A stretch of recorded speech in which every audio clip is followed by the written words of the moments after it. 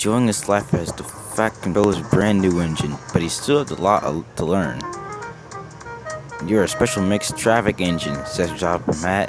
"You can pull coaches and trucks quite easily, but you must learn from your mistakes." James knew Mr. Top Hat met. He could really remember that dreadful accident he had on his first day. "Be careful with the coaches, James," said Edward. "They don't like to be bumped." Everyone came to admire James. "I'm really a splendid engine," he said, and suddenly let off steam. Wheesh! A shower of water landed on Sir Topham Hatt's brand new top hat.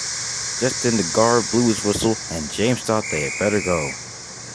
Go on," he said to Edward. Don't push," said Edward. The coaches were cross too. Don't go so fast," they said. But James wouldn't listen.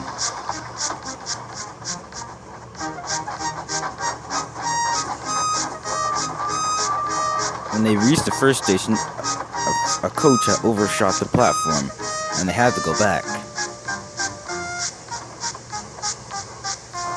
No one seemed to notice the Fat Controller's ruined top hat. Presently, they came to Thomas's station. Thomas was waiting with his faithful coaches, Annie and Clarabelle. "Hello, James. Feeling better? That's good."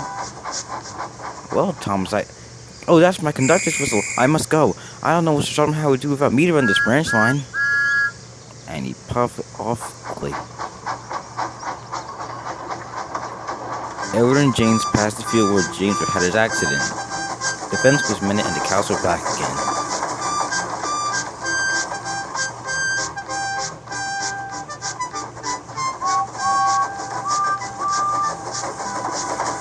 They ended their journey at the next station. James was still worried about the Fat Controller's ruined top hat.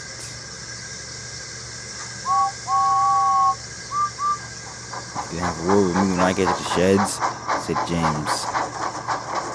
And he was right. "If you can't behave, I will take away your red coat and have you painted blue." James didn't like that at all. He was very rough with the coaches the next day. Don't talk, come on." "Gordon never has to deal with this," said James, "and he's only painted blue." To make James even more cross, this time no one came near him. I'll show them," he said as he puffed out of the station.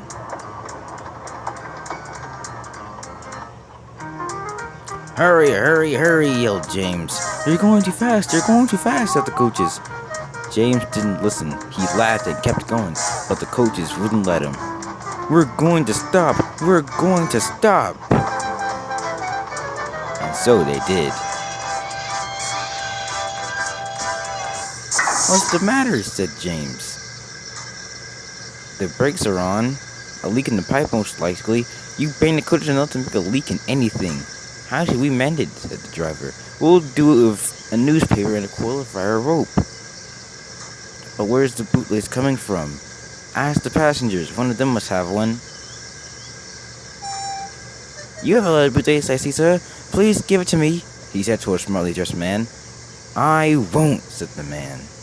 "Then I'm afraid this train will stop where it is."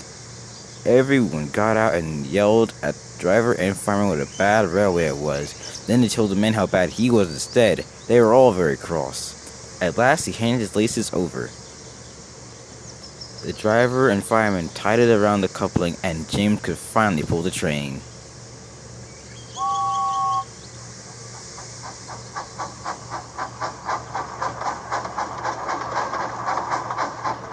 But he was a sadder and wiser engine from now on.